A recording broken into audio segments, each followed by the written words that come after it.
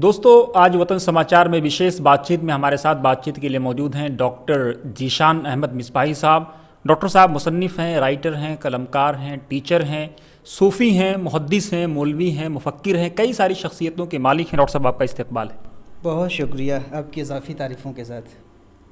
Doctor साहब, आप पहले अपनी शुरुआती ज़िंदगी के बारे में कुछ हमारे दर्शकों को बताएं कि बिहार और बिहार से दिल्ली और दिल्ली से इलाहाबाद का सफ़र कैसा रहा आपका?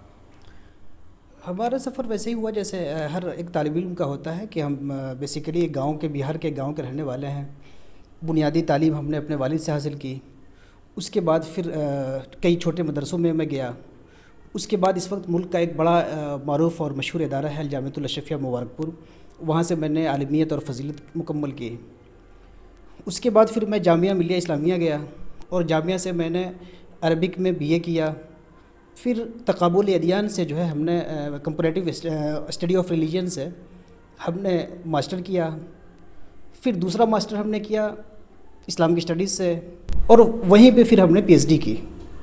इस बीच जो हमारी जामिया में जो तालीम हो रही थी, इस बीच हम एक उर्दू के बड़े मशहूर रिसाले महानामा जामे नूर से जो है वाबस्ता था और उसमें लिखता था, लोगों के इंटरव्यूज़ करता था, दूसरी चीज़ें उससे वाबस्ता रहा मैं।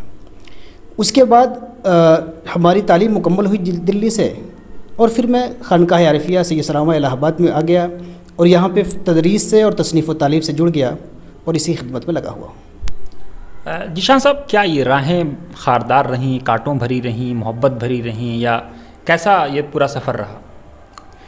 ज़िंदगी का कोई भी सफ़र जो है और किसी मकसद को पाने के लिए जब आदमी सफ़र करता है, बल्कि सफ़र तो सफ़र है, सफ़र अरबी का लफ्ज़ है और इसमें इंग्लिश वाला जो सफ़र है वो मीनिंग इसमें पाया जाता है कि सफ़र के अंदर सफ़रिंग होती ही है। लेकिन मुसाफिर के अंदर मंजिल पाने की ख्वाहिश है, मंजिल पाने की तमन्ना है, जुस्तजू है, ज़ौक़ है, तो फिर ये रास्ता खारदार हो कि मखमली हो, उससे कोई फ़र्क नहीं पड़ता। आपको अगर आपका टारगेट और मंजिल क्लियर है तो फिर हमें रास्तों की कोई फ़िक्र नहीं करनी पड़ती है। मुश्किलात हर आदमी की ज़िंदगी में आती हैं और हमें भी कई तरह की मुश्किलात आई हैं, लेकिन मेरे साथ अल्लाह का एक बड़ा फ़ज़ल रहा है कि मेरा कॉन्सेप्ट हमेशा क़ुव्वत फ़ैसला जो है मेरा मज़बूत रहा है। और इस बात की शहादत, इस बात की गवाही हमारे दोस्त देते हैं कि आप फ़ैसला लेते हैं तो मज़बूती के साथ लेते हैं। तो मैं जो भी हिचकिचाहट होती है या सोचना होता है वो फ़ैसला लेने से पहले सोचता हूँ। जब फ़ैसला ले लेता हूँ, फ़ैसला लेने के बाद फिर मैं पलटता नहीं हूँ कि उसमें क्या दिक्कत आएगी, क्या दुश्वारी आएगी, क्या अच्छा होगा, क्या बुरा होगा, और होता रहा है। और उन तमाम चीज़ों को मैं पहले से जब हम मान लेते हैं कि जब आप क्या कहते हैं कि जमे हुए पानी में, जब आप थमे हुए पानी में जब आप कंकर मारेंगे तो उसमें इर्तियाश पैदा होगा, कुछ मौजें उठेंगी, तो इसके लिए तो हमें तैयार रहना पड़ेगा। इस रास्ते में दोस्त कैसे मिले? साथ दिया, छोड़ के चले गए, क्या किया? नहीं, अल्लाह का शुक्र है, हमें हमेशा अच्छे दोस्त मिले और अच्छे दोस्तों की रिफ़ाक़त में मैं आगे बढ़ता रहा। और ख़ास तौर पे मदरसे में था, वहाँ भी मेरे साथ अच्छे दोस्तों की रिफ़ाक़त रही, जिससे वहाँ पे मैं तालीमी और तहरीकी तौर पे भी जुड़ा रहा। और मदरसे से बाहर जब मैं यूनिवर्सिटी में गया, वहाँ भी अच्छे दोस्तों की रिफ़ाक़त रही। और ख़ास तौर पे जो हम अमली दुनिया में आए तो मौलाना खुशतर नूरानी की हमारी रिफ़ाक़त मिली। ये दोस्ती हमारी बड़ी अच्छी रही कि हमारे लिए, यानी उनका और हमारा हमेशा इस पे था कि अगर हमारी फ़िक्र मुत्तफ़िक़ है और किसी राय पे हम दोनों मुत्तफ़िक़ हैं तो उसको बिल्कुल लाइए और उसके बाद जो होगा उसको देख लिया जाएगा। इवन आपकी अपनी ज़ाती राय है तो उसको भी लाइए, लेकिन ख़ास तौर पर अक्सर व बेशतर होता था कि जमाती, मिली और मसलकी मसाइल में मेरा और खुशतर साहब का नज़रिया बिल्कुल सेम होता था। और खुशतर साहब हमेशा जो है हमारे पीठ पे खड़े रहे और मुश्किल वक्त में भी, एक मुश्किल वक्त आया था बीच में, काफ़ी लोगों ने हंगामा किया एक मेरे आर्टिकल की वजह से, लेकिन खुशतर साहब ने कहा कि नहीं, चाहे कलम आपका हो या कलम मेरा हो, फ़िक्र जब हमारी एक दूसरे की मुश्तरक है तो हम एक साथ रहेंगे, इसमें कोई दिक्कत की बात नहीं है। लेकिन आपकी जो कंकड़ फेंकने वाली बात जो आपने कही, उसमें ये कि आपकी तहरीरों से अक्सर मौजें उठती हैं, क्या वजह? असल में क्या है कि पानी हमारा जो है ना, हमारी मिल्लत का पानी जो है वो थम सा गया है और उसमें कुछ जुमूद सा आ गया है, हम महसूस करते हैं। और जब जमूद है और ठहराव है, तो जब भी आप कंकर फेंकेंगे तो उसमें इर्तियाश आपको महसूस होगा। एक है कि मौज है दरिया में मौज है, वहाँ पे एक पत्थर नहीं, पूरा بہت بڑا پتھر ڈال دیجیے تو بھی آپ کو پتہ نہیں چلے گا کہ کہاں گیا اور کہاں سے آیا.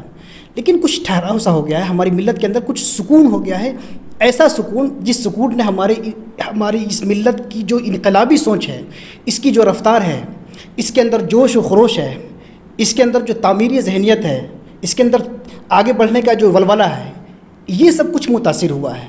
اور کچھ قدامت پرستی اور ایسی چیزوں میں ہم الجھ گئے کہ آگے بڑھنے کا جو ولولہ تھا یہ ہمارا رک گیا, اور باہم دست و بغریباں جو ہو گئے.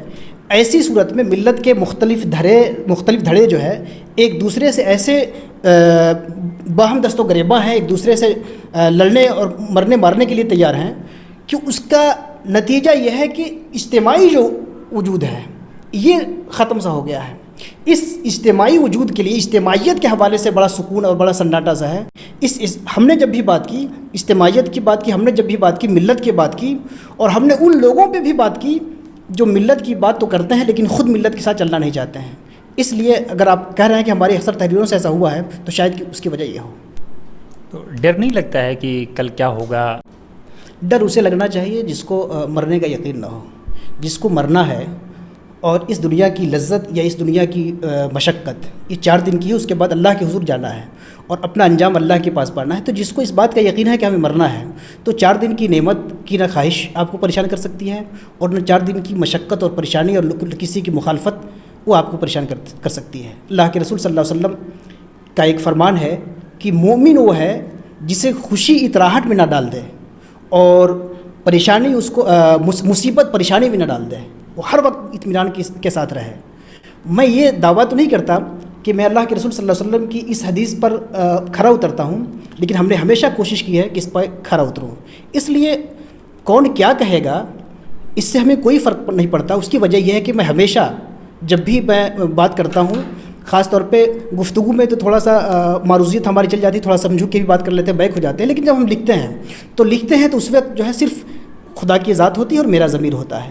اگر خدا کی ذات کے سامنے میں اپنے آپ کو جواب دہ ہو کر کے میں لکھتا ہوں, اور اپنے ضمیر کے سامنے جواب دہ ہو کر لکھتا ہوں, تاکہ کوئی بات ایسی نہ ہو جو منافقت والی بات ہو. اگر ہمارا ضمیر ہمارے ساتھ ہے اور اس بات پہ ہم اس بات پہ مطمئن ہیں کہ ہم خدا کے حضور منہ دکھا سکتے ہیں اور خدا کے دین سے, خدا کے مقاصد سے ہم غداری نہیں کر رہے ہیں, تو پھر ہمیں دوسروں کی نہ محبت کی خواہش ہے اور نہ کسی کی دشمنی اور عداوت کا ڈر ہے.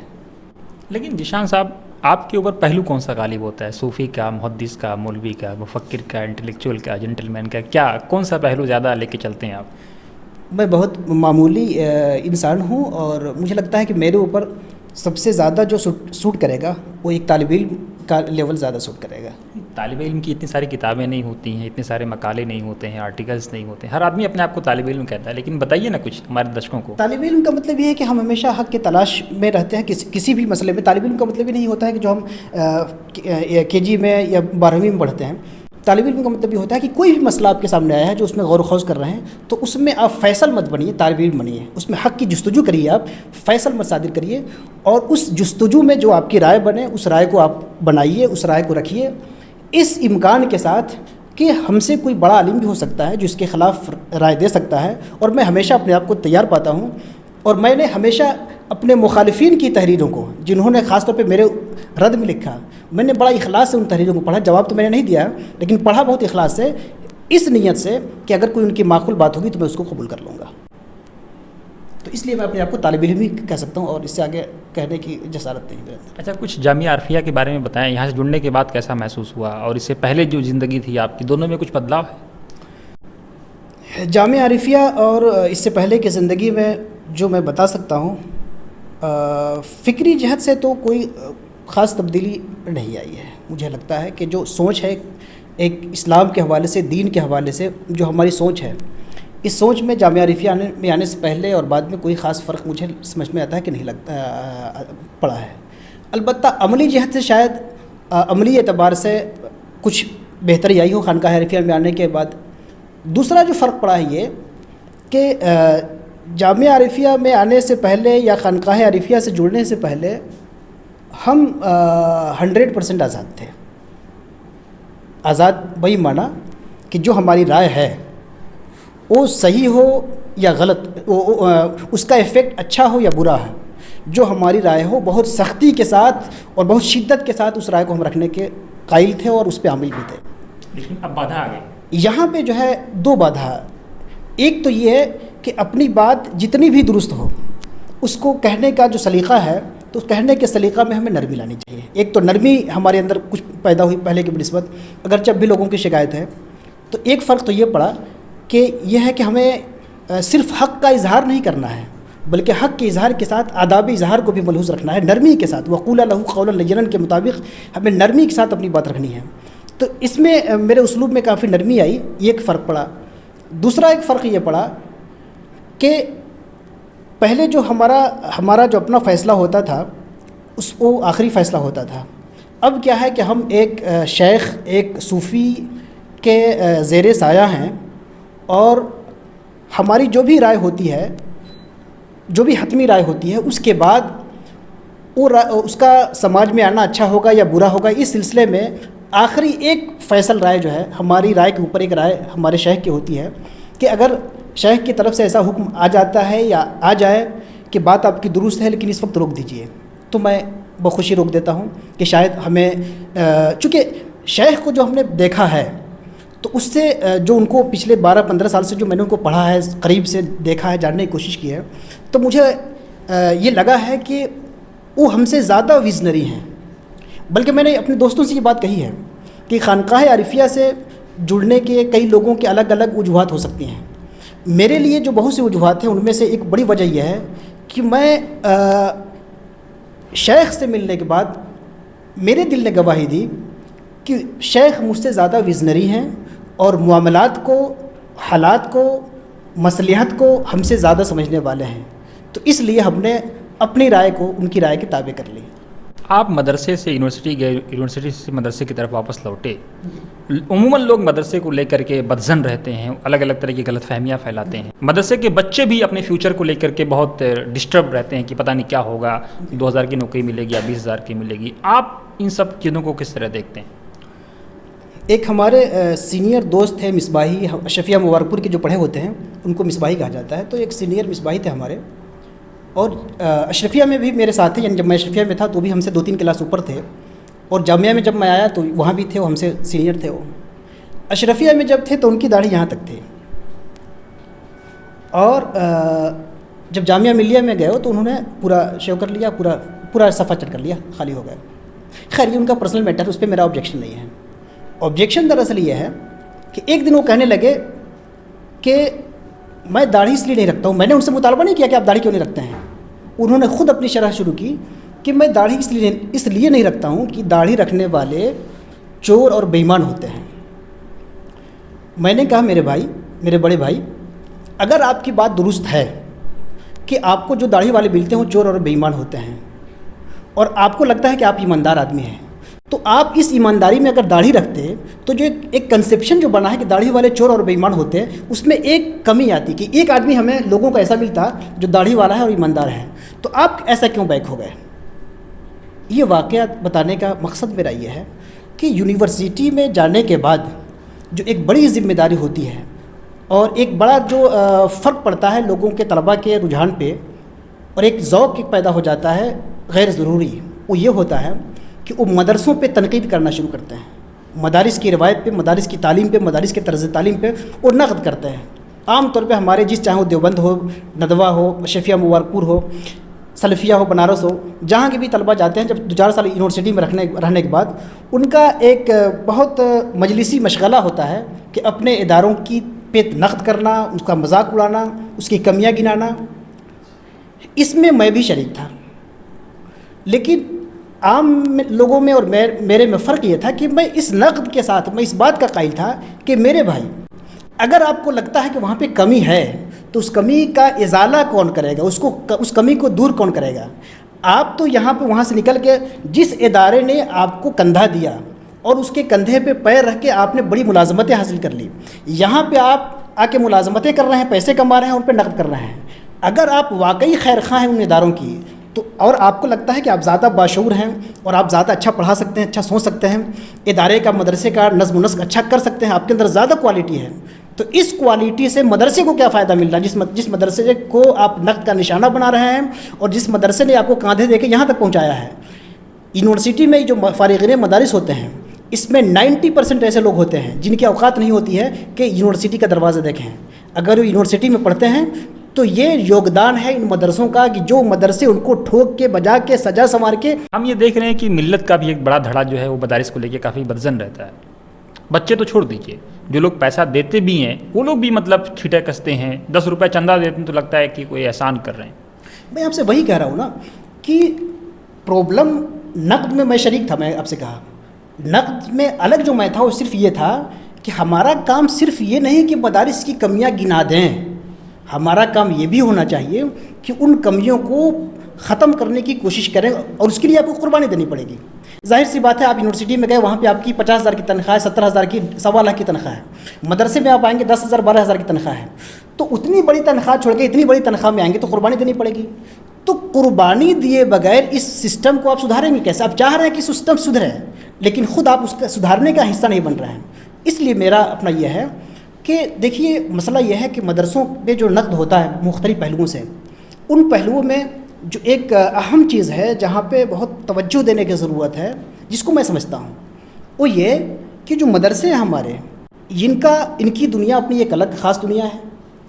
جو عصری جامعات ہیں، یونیورسٹیز ہیں، دوسری تعلیمی درسگاہیں ہیں، ان کی دنیا اپنی الگ دنیا ہے۔ اس میں بڑی خلیج ہے، بڑی دوری ہے۔ جو لوگ صرف مدرسے میں پڑھے ہیں اور وہی مدرسے میں پڑھا رہے ہیں، اگر یہ مدرسے میں یہ روایت چلتی رہی کہ مدرسے میں پڑھنے والے ہی مدرسے میں پڑھائیں گے تو یہ خلیج اور بڑھتی چلی جائے گی۔ یہ خلیج اسی وقت پاٹی جائے گی جب مدرسے میں پڑھانے والے ایسے لوگ ہوں جو مدرسے کے سرچشمے سے بھی فیضیاب ہوں اور عصری جامعات کے سرچشمے سے بھی فیضیاب ہوں۔ جب دونوں دنیا ان کے سامنے ہوگی تب دونوں نگاہیں ان کی کھلی ہوں گی۔ جب دونوں نگاہیں کھلی ہوں گی، اب وہ جو مدرسہ چلائیں گے تو یہ مدرسہ دینی تقاضوں کو بھی پورا کرے گا اور عصری تقاضوں سے بھی ہم آہنگ رہے گا۔ کیا جو آج جس طرح کی مولانا لوگوں کو گالیاں دی جا رہی ہیں بہت شرمناک ہے، مطلب لگتا ہے بہت غلط ٹریک کی طرف ملت جا رہی ہے۔ دیکھیے، یہ تو کسی بھی کمیونٹی کے بارے میں، وہ مولانا کی کمیونٹی ہو، ڈاکٹر کی کمیونٹی ہو، اس کے بارے میں یہ سوال ہی بے معنی ہے کہ کیا اس میں سب لوگ ٹھیک ہوتے ہیں۔ یہ تو بات ہی اپنے آپ میں غلط ہے نا کہ کسی بھی کمیونٹی میں سب لوگ صحیح ہوں، ایسا ہو ہی نہیں سکتا ہے۔ اچھے برے سب ہوتے ہیں، اس کی بات نہیں ہے۔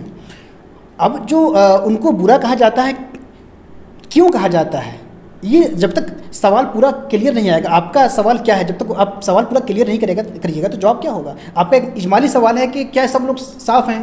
سب لوگ کیسے اچھے ہو جائیں گے بھائی؟ وہ بھی اسی انسانی اس معاشرے کا حصہ ہیں۔ جب سارے دنیا کی ہر کمیونٹی میں اچھے برے لوگ موجود ہیں تو علماء میں بھی رہیں گے۔ علماء کوئی فرشتہ تھوڑی ہے۔ علماء کو آپ فرشتہ کیوں دیکھنا چاہتے ہیں؟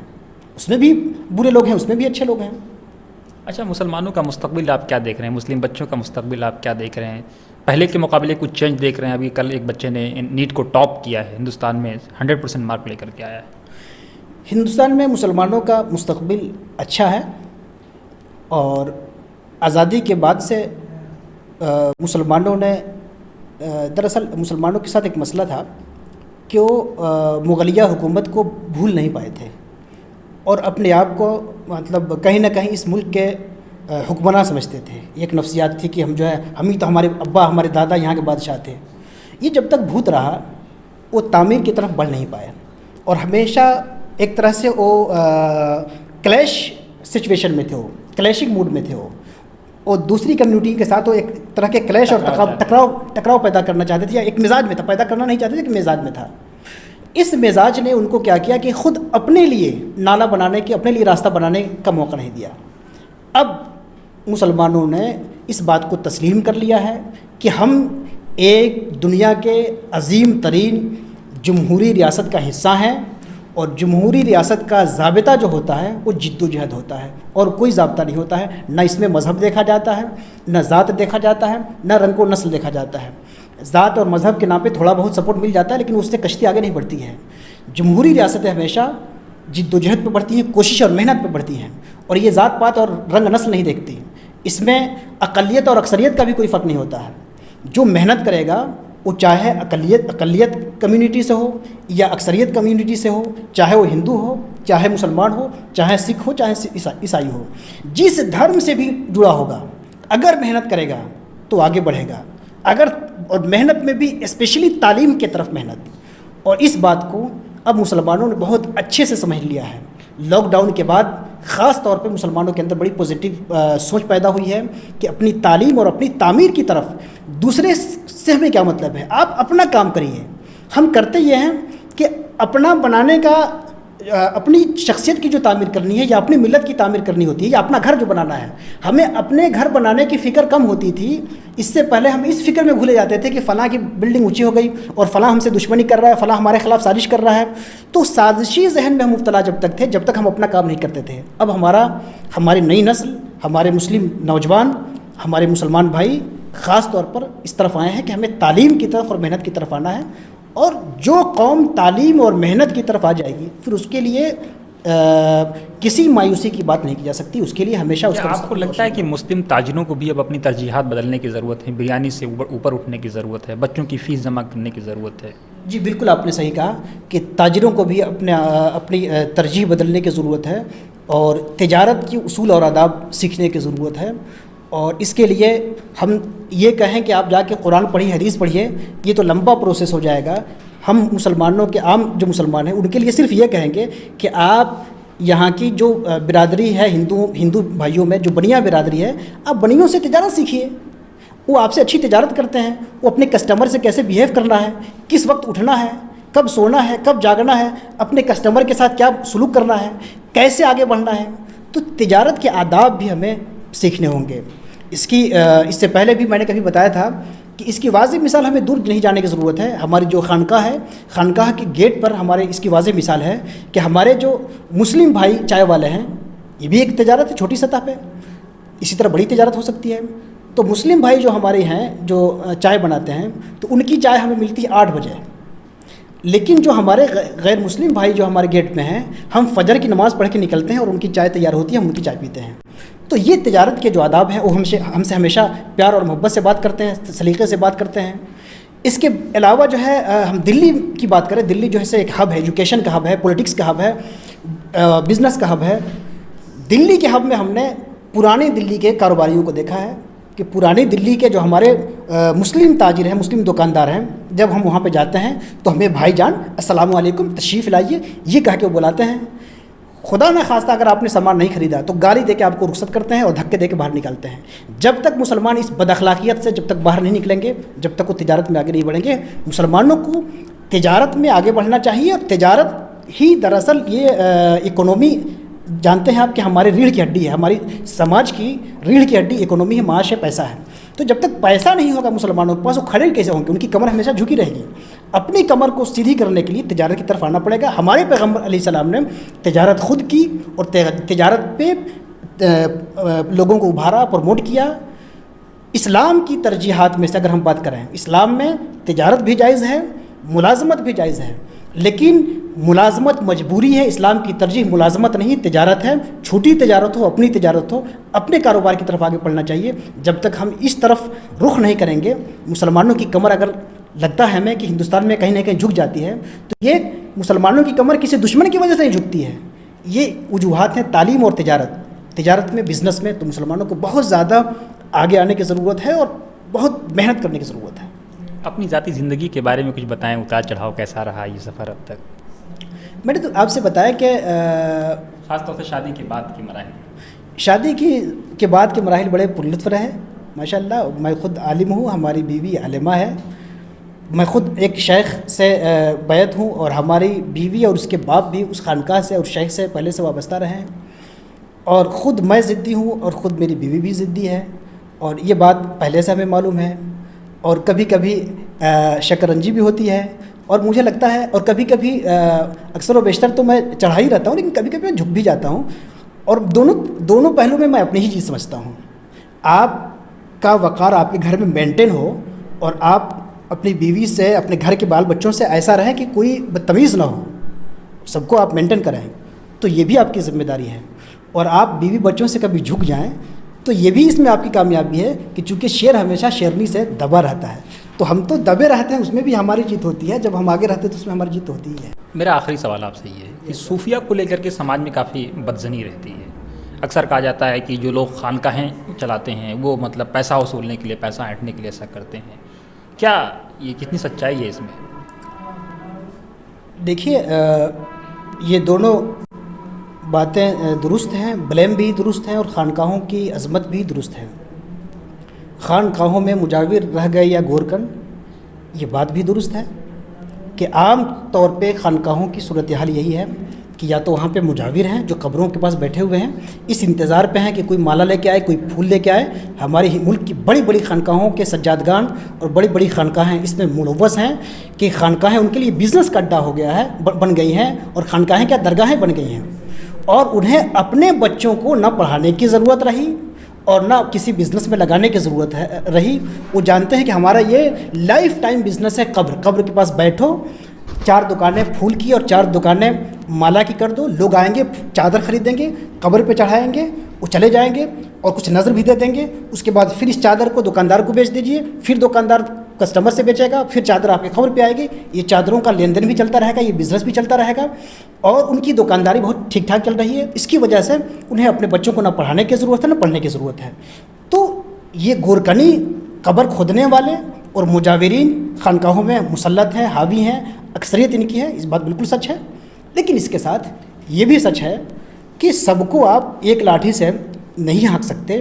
انہی خانقاہوں میں وہ خانقاہیں بھی ہیں جہاں پہ اچھی تعلیمی انسٹیٹیوٹ ہیں، جہاں پہ اچھے تعلیمی ادارے ہیں، اچھے رفاہی ادارے ہیں، جہاں پہ پبلک کی خدمت ہو رہی ہے، علم کی خدمت ہو رہی ہے، اخلاق کی خدمت ہو رہی ہے، جہاں کے سجادگان اور جہاں کے پیرزادگان اعلیٰ تعلیم یافتہ ہیں، دینی تعلیم یافتہ بھی ہیں، دنیاوی تعلیم یافتہ بھی ہیں۔ تو ساری چیزیں چل رہی ہیں، اور جو روح تصوف ہے اور حقیقی تصوف ہے، جس کے بارے میں علامہ اقبال نے کہا کہ نہ پوچھ ان خرقہ پوشوں کی، ارادت ہو تو دیکھ ان کو، ید بیضا لیے بیٹھے ہیں اپنی آستینوں میں۔ تو یہ بھی صحیح ہے کہ انہی خانقاہوں میں کچھ لوگ وہ بھی ہیں جو ید بیضا لیے ہوئے ہیں، ان کو آپ تلاش کریے، ان سے ملیے، اور جب ان سے ملیں گے تو پھر آپ کی زندگی میں باہر آئے گی، آپ کی شخصیت میں باہر آئے گی، اور آپ کے فہم و دانش میں باہر آئے گی۔ آپ کو لگے گا کہ ہم نے اسلام کو جو پڑھا تھا، لیکن اسلام کو اب ہم دیکھنے کا موقع مل رہا ہے۔ ہم نے نبی کریم صلی اللہ علیہ وسلم کو سنا تھا کہ نبی بہت اچھے تھے، لیکن نبی کی خوشبو اور نبی کی بصیرت کی خوشبو اب ہمیں ملی ہے۔ تو یہ چیزیں بھی ہیں۔ تو خانقاہوں میں مدارس اور جامعات کے بچوں کے لیے کوئی سندیش آپ کا؟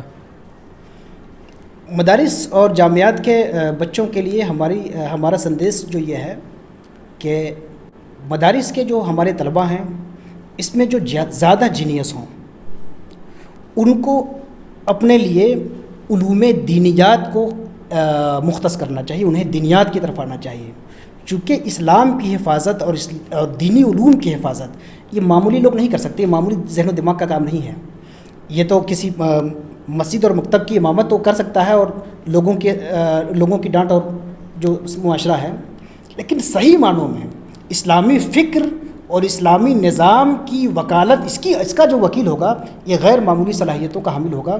اس لیے ہمارے جو مدرسے میں جو طلبہ اپنے آپ کو زیادہ جینیس محسوس کریں، ان کو چاہیے کہ وہ اپنے آپ کو اسلام کا اسکالر بنائیں، مسلم اسکالر اپنے آپ کو، اسلامک اسکالر اپنے آپ کو بنانے کی کوشش کریں، اور اسلام میں اسپیشلائزیشن، اسلام میں تخصص کریں۔ البتہ جن طلبہ کو لگتا ہے کہ دینیات کی تحقیق میں یا دینیات کی جو ڈیپ اسٹڈی ہے اس میں ان کا ذوق نہیں ہے، تو انہیں دوسری شاخوں میں، علم کی دوسری شاخوں میں جانا چاہیے، اور کسی بھی شاخ میں جا کر اپنے معاش کو درست کرنا چاہیے، اپنی فیملی کو پالنا چاہیے، چونکہ جب ان کا معاش بہتر ہوگا، وہ اچھا کمائیں گے، اچھی یونیورسٹی میں جاب کریں گے، اچھی کمپنی میں جاب کریں گے، تو صرف وہ اچھے نہیں ہوں گے بلکہ ان کی فیملی اچھی ہوگی، مسلم معاشرہ مضبوط ہوگا، تو انڈائریکٹلی جو ہے اس کا فائدہ سب کو ملے گا۔ تو میں ان کو یہ مشورہ دوں گا۔ اور اسی طرح جو بچے خالص اسکول اور یونیورسٹیز کے ہیں، جنہوں نے مدارس کا رخ نہیں کیا ہے، ان کے لیے ہمارا ایک حقیر سا مشورہ یہ ہے کہ وہ اپنے اندر دینی شعور کو بھی پروان چڑھانے کی کوشش کریں، اور 24 گھنٹہ میں آدھا گھنٹہ 1 گھنٹہ ایسا رکھیں جس میں وہ دین کو، آج آن لائن زمانہ ہے، انٹرنیٹ کا زمانہ ہے، دین کو پڑھیں، دین کو جاننے کی کوشش کریں، اور کوئی انٹرنیٹ کے ساتھ کوئی فزیکل ٹیچر بھی رکھیں، کسی ایسے عالم کو، کسی شیخ کو جو ان کے نزدیک اہم ہو، اس سے رابطے میں بھی رہیں تو دینی ان کا رشتہ مضبوط ہو۔ اس کے علاوہ جو اصل کام ہے ان کا کہ وہ ایجوکیشن کے جس فیلڈ میں ہوں، فزکس میں ہو، کیمسٹری میں ہو، ہسٹری میں ہو، جس بایولوجی میں، جس ڈپارٹمنٹ میں ہو، جس شعبے میں ہو، ان کو چاہیے اس میں اتنی محنت کریں، اس میں نئی دریافتیں لے کے آئیں، نئی کھوج لے کے آئیں، ایسا کریں کہ صرف مسلمانوں کے لیے وہ فخر نہ بنے، وہ ہندوستان کے لیے فخر بنے، اس ملک کے لیے فخر بنے۔ اس ملک کو ضرورت ہے ایسے مسلمانوں کی، ایسے باشندوں کی ضرورت ہے اس ملک کو، جو باشندے اس ملک کو آگے بڑھائیں۔ وہ باشندے، ملک ہمارا اپنے باشندوں میں ہندو مسلم نہیں دیکھتا ہے، وہ تو باشندہ دیکھتا ہے، انڈین دیکھتا ہے۔ تو ہمارے مسلم کمیونٹی سے بھی ایسے نوجوانوں کو آنا چاہیے جو ایجوکیشن کے مختلف شاخوں میں جا کر کے کچھ نئی دریافت، کچھ نئی ریسرچ، کچھ نئی چیزیں لے کے آئیں، تاکہ علم بھی آگے بڑھے، ہمارا ملک بھی آگے بڑھے، ہماری ملت اور ہمارے مسلمان بھی آگے بڑھیں۔ بہت بہت شکریہ حضرت ہم سے بات کرنے کے لیے۔ بہت شکریہ، جزاک اللہ، آپ نے گفتگو کے لائق سمجھا۔